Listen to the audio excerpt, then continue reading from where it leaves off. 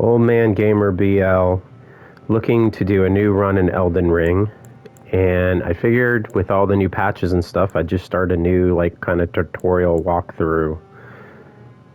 I am not sure what I want to start with. I normally start with the Wretch, but the Wretch is really hard for new players. The reason why I like it so much is I like the fact that you can just do whatever you want. Because the Wretch starts with everything flat, and that means whenever you respec, because you can respec in this game down the road, it makes it a lot easier to just change to different types of builds. But I'm thinking of doing a magic build because I really have not done a magic build. I've used it to just play around and have a little bit of extra things here and there for magic, but I haven't really messed around with it too much. As far as magic goes, I'd like to, try do mostly magic and see how that goes. So I know that there is a couple builds for that. I think the best one's going to be is this guy. If I want to do magic, I start out with the... God, he is goofy looking. Oh wait, there's also this guy here, the astrologer. It's got intelligence. That would be a lot of intelligence starting out. Nice mind. Terrible vigor. I'd have to be very careful. What was the... Okay, so the prisoner has decent intelligence, good dexterity. Okay, the prisoner might be alright.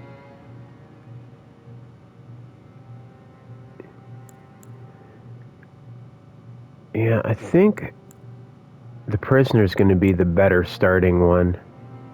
Also, it looks like he starts with some kind of rapier. So we're going to start with the prisoner. Alright, what are we going to call him? I'll be cliche and just call him Old Man Gamer.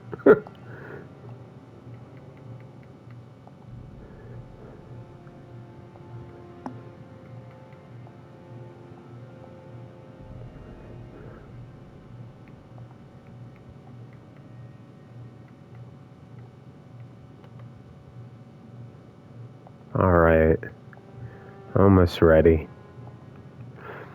So we'll just go quickly over vigor is your health, and also, so basically you should always invest in vigor. I usually start out trying to get up to like 20 in the beginning for lower areas.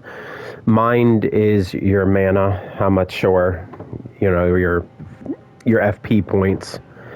Endurance is going to affect how many times you can swing a weapon. It's also going to affect how your equipment load, how much you can carry on you without ending up fat rolling. So when you roll and you dodge, you're going to have a fast, a medium, and a heavy. The heavy you definitely want to avoid. You want to stay within medium for most players, and some people like a little bit extra fast for your iframes. Your strength, it's how heavy of weapons, or not heavy, but how big of weapons you can swing with. But you also need, if you're going to go strength, you're going to need to have endurance as well. Otherwise, you won't be able to, pick up the weapon and swing it very much. Dexterity is for swinging, small weapons, and for like katanas, for a lot of the people like the bleed builds. And dexterity also affects how fast you cast, but honestly, it might affect a few frames, but I didn't really notice that much because my first character I started with was a dexterity build, and I did have a little bit of magic to play around with. You could also do a dex strength build. There's the Dark Great Moonlight Great Sword, which is a strength and intelligence weapon. Intelligence is where we're going to do a lot of our stats with this guy because it affects being able to do higher level spells. Faith is for faith builds. You may want to get a few things in faith if you decide later on just to play around with some of the utility spells.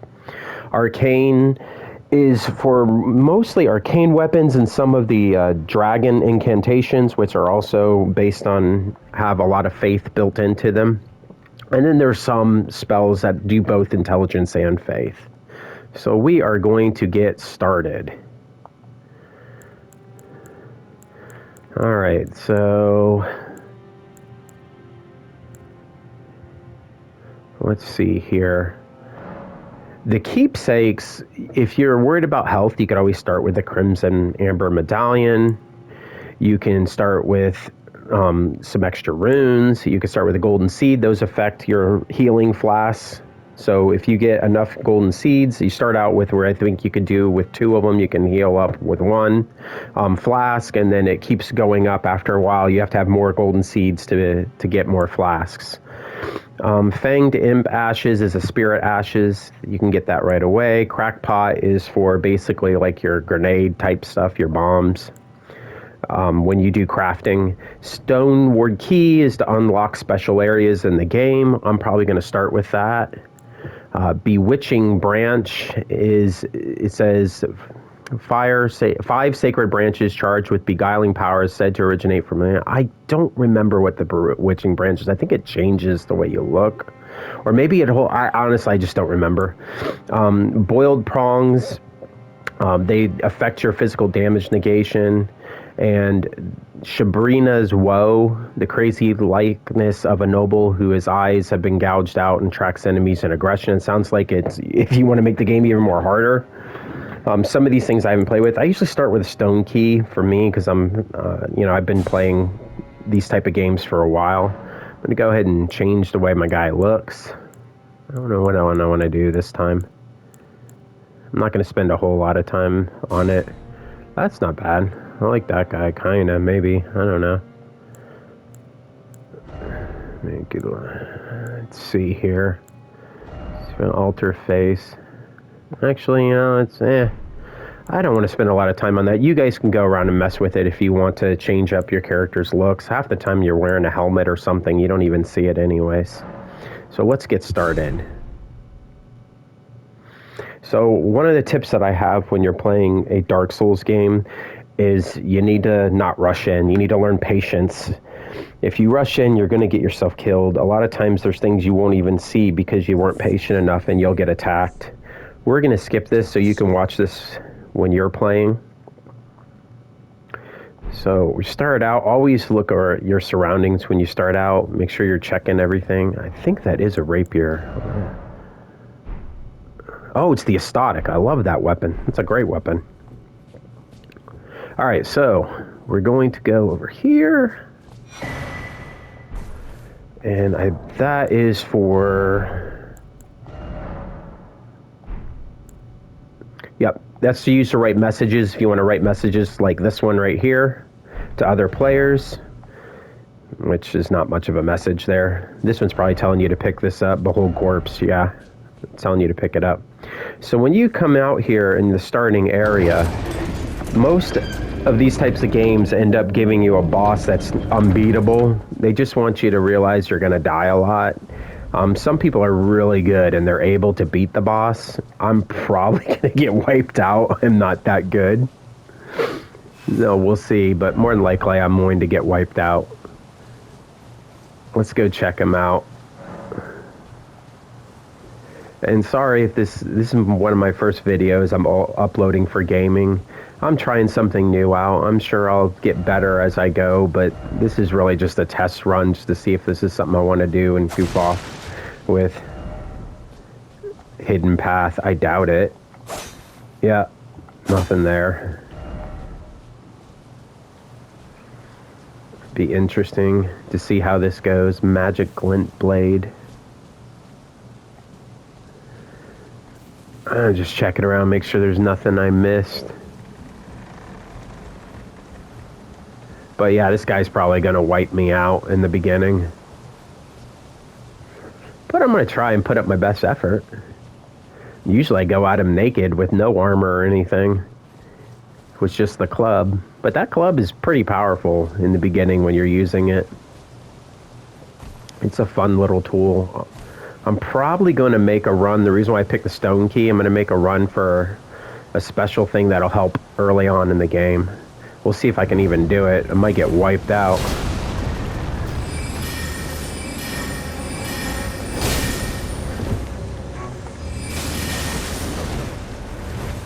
Yeah, see, as a mage, you don't want to get close. This guy's easily could one-shot me.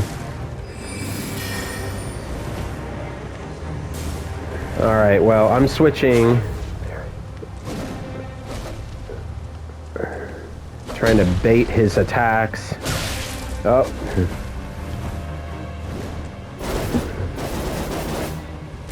Whoa, yeah. I didn't think I was going to be able to get close to him. Especially at this low level. Now, some players are so amazing they won't even get hit. And they'll take him out. We're going to skip all this opening section anyways. That way you can enjoy it and experience it in your game. So I'm just going to skip the... Just get to the meat and potatoes. So you come back to life. And we got some flasks now. So some players, they don't... In the beginning, when this game first came out, they didn't realize it's a good idea not to skip this area over here. You need to jump down here because it's kind of a tutorial for you. And always in the world, pay attention to these trees. Right now, it doesn't show anything, but a lot of golden seeds in the world are with these trees right here. So make sure you're paying attention to them. I don't remember. I don't think there's anything over there. All right, so I got my magic back. And we're going to jump down. See, they're adding a little bit more tutorials. I guess people complained about that. These are your sites of grace. It's where you're going to rest. And remember, every time you rest, actually go in, not what I just did. I just activated there. But every time you go in and rest at a site of grace, what's going to end up happening is it's going to reset all the enemies in the game. You can also adjust your flasks here when you have enough. Like if you had the gold seed, you could probably add a charge right there, but I don't have any gold seeds. You're also going to get, they're like sacred chalices. You can increase how much your flask will heal you by, or, you know, you can allocate your magic here also. I was like, well, I'm going to actually go to 2 because I am a magic user in this one. All right. So like I said, you might want to read these here and there because sometimes they give you good advice. Just be careful because some players like to troll you. So I like to sneak around, see if I can get in. So if you click R3, it'll lock on for you, or on the Xbox controller, I think it's the same thing. Also, I was trying to do a backstab there. You can't be moving once you get behind them. If you have your hand on the stick, it won't work.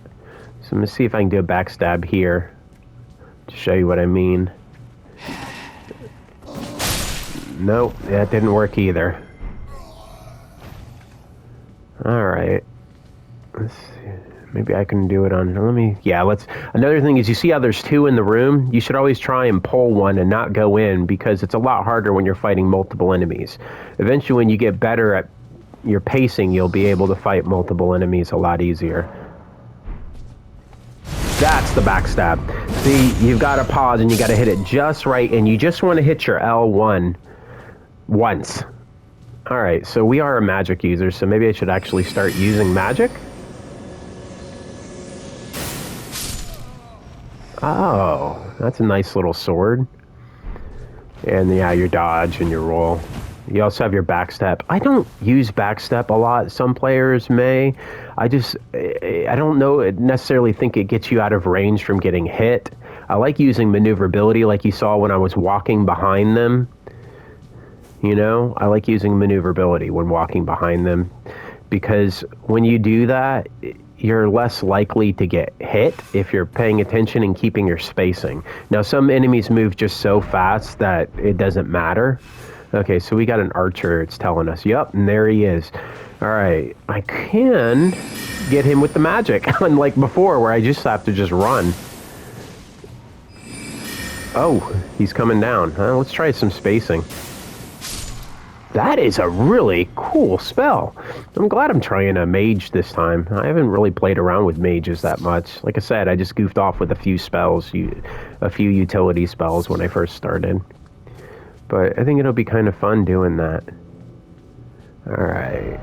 Enemy. Yeah, duh. I know he's an enemy. I might be able to sneak up behind him because this guy's pretty tough. Oh, nope. I'm not going to be able to. Definitely want pacing with this guy because he can really mess you up with that spear. And I don't have a lot of armor or anything, so there we go. That's what I wanted. See what I mean? You don't always have to dodge. Dodging is good, but knowing where your spacing is when you're going up against an enemy is even more valid and important to not getting hit. Looks like... Oh, yes, there he is. I don't want to go in right away. There's two of them in the room. I'm still pretty... Wow, that has a really long delay. I definitely need to get faster magic.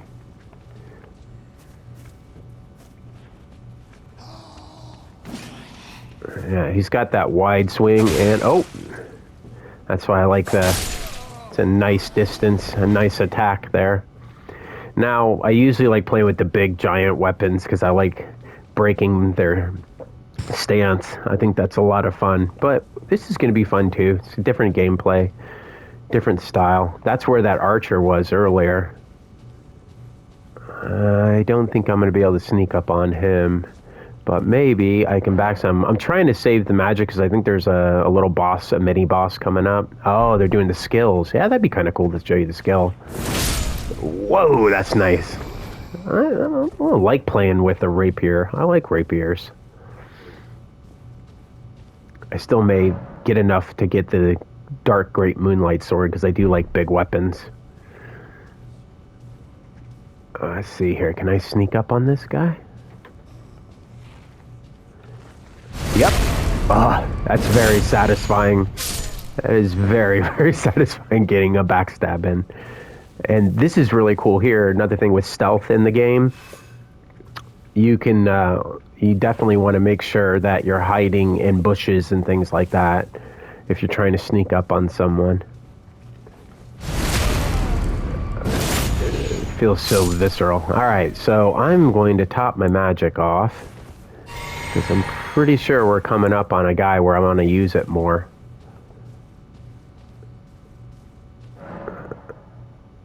Oh, jumping attacks. Yeah, that's a good one too.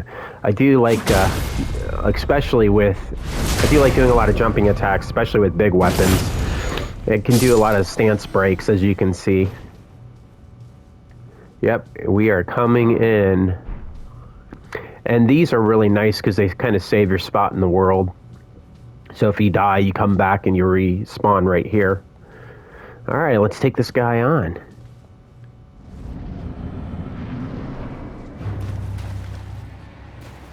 Here he comes. You can do a bunch of these at once. That's nice. Oh, I didn't even have to do anything. Yeah, magic seems pretty easy in the beginning. Although there are some enemies, you're going to want to invest a little bit in some other type of, like a base weapon, because there are some enemies that magic does not do very good against them. And so we're coming out of the tutorial area. Always make sure you're looking around before you jump down or do anything like that, because you might miss stuff. And this wasn't too bad here, but there's times it's really well hidden. So definitely you try to read some messages. And still be cautious though, because like I said, some people, they like to troll you. And they think it's funny when you jump to your death and kill yourself over something silly.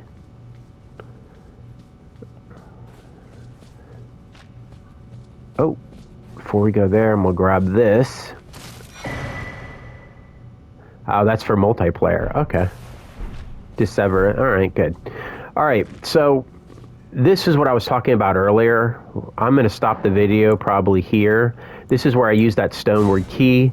If you are brand new, this area is going to be rough. I'm just going to do it real quick because there's something special over here, and I'm going to do that at the start of the next video. You see all that poison down there? You got to be really fast to get over there. There's a special, I'll show you right here. Hold on. So this is your talisman section, and there's a special talisman that I like at the beginning of the game that I'm basically going to do a death run to. Now, I know I have some runes right now, but honestly, they're not that big of a deal in the beginning if I lose them. But we're going to stop right here, and I will upload another video showing you that section that I like to run to. You can choose to do this, or you can choose to go to the next one, but we'll get with that next time. Old Man Gamer signing out.